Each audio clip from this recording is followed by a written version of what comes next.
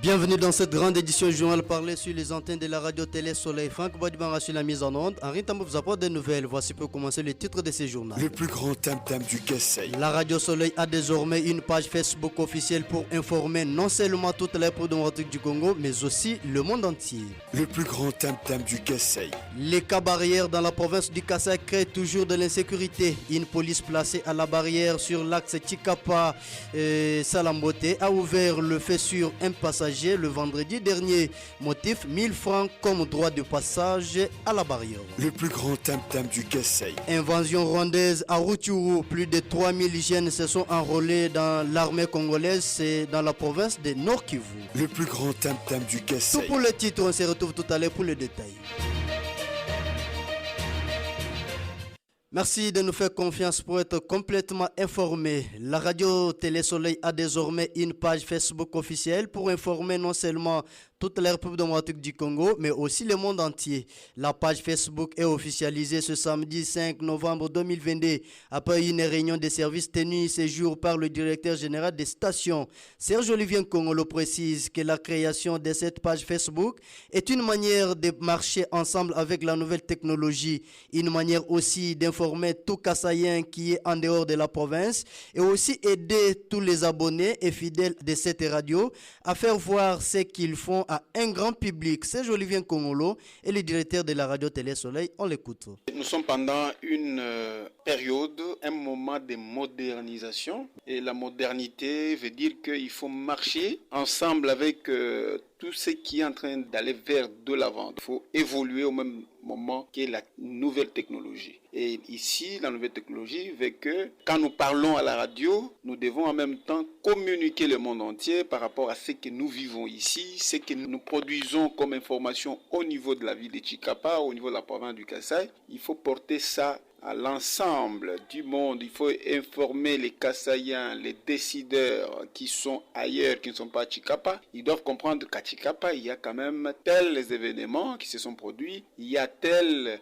faits qui se sont produits, et ceux qui sont en train de faire leur promotion, leurs activités, des marketing politiques, économiques et autres, ils ont besoin d'une visibilité. Et la visibilité, ils ne peuvent le faire qu'avec la radio Télé Soleil. Parce que nous faisons la radio Télé Soleil, nous faisons aussi l'Internet avec cette page Facebook officielle que nous venons de créer. C'est pour permettre à tous nos auditeurs, tous nos abonnés, ceux qui font confiance à cette radio, la radio Télé Soleil, pour que ce qu'ils disent, ce qu'ils font, soit connu du grand public, de grands décideurs de ce pays, qu'ils soient au courant de ce qui se passe dans la ville de Chikapa. Donc nous ferons des grands reportages, beaucoup de choses dans la ville et qui seront portés à la connaissance de beaucoup de gens de toute la République. Voilà l'objectif. L'objectif est d'informer le plus grand public, le plus grand monde, pas seulement la République démocratique du Congo, mais le monde entier, les Congolais qui sont en Afrique du Sud, qui sont au Madagascar, qui sont en Belgique, en Amérique, en Grande-Bretagne, en France,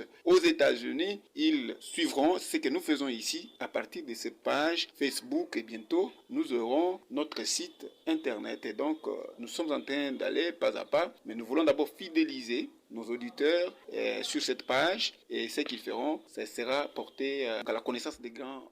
C'était donc là Serge Olivier Nkongolo, alors directeur de la radio Télé Soleil. La recrudescence d'insécurité dans la ville de Chikapa et ses environs, nous en parlons une fois de plus dans ce journal. Après plusieurs cas enregistrés au cours du mois qui s'achève, le dernier vient d'être signalé sur l'axe Chikapa-Salambote où un policier placé à la barrière ne cesse de troubler le passager. Pasteur Vincent, qui avait autrefois maîtrisé le sommaire d'insécurité sur cet axe, est tombé une fois de plus dans le main de ces policiers placés à la barrière qui lui exigeaient 1000 francs, déjà payés en aller pour lequel ils ont ouvert le feu sur lui. Radio Télé Soleil. La direction générale des impôts, centre d'impôts synthétiques de Chikapa, annonce du 16 novembre au 16 décembre 2022 un recouvrement forcé pour les contribuables propriétaires des taxis moto, Tamaluku, voitures et catch aussi des DIP.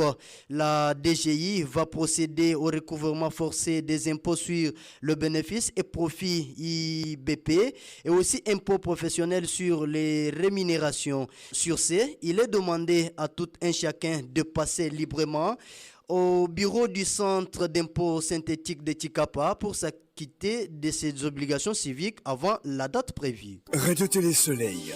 Invasion rwandaise à Rutshuru, plus de 3000 jeunes s'enrôlent dans l'armée au Nord Kivu. Au total, 3325 jeunes se sont enrôlés au sein de la force armée de la République démocratique du Congo dans la province du Nord Kivu. Le colonel Ndakala Faustin, directeur chargé des recrutements au sein de la 34e région militaire, a renseigné à la presse locale que parmi ces jeunes volontaires, 2100 sont de la partie nord de la province et un total de 808 dans la ville de Goma, chef-lieu de la province de Nord Kivu. J'ai décidé de venir ici parce que j'ai envie de défendre mon pays.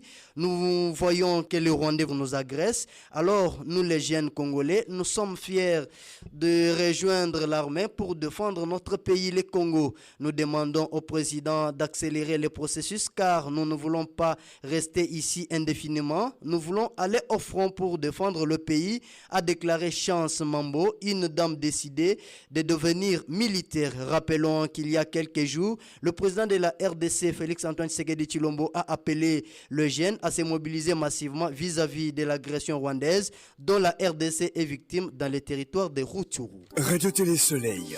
Le gouvernement central déterminé à reprendre les territoires assiégés par le pro-Rwanda du M23. Le gouvernement central, par le biais de son ministre de la Défense nationale, réitère sa détermination de récupérer tous les espaces conquis par l'ennemi dans la partie orientale de la République démocratique du Congo. Le ministre Gilbert Kabanda a donné cette assurance à la représentation nationale à l'issue d'une séance de travail tenue avec les commissions défense et sécurité de l'Assemblée nationale et du Sénat.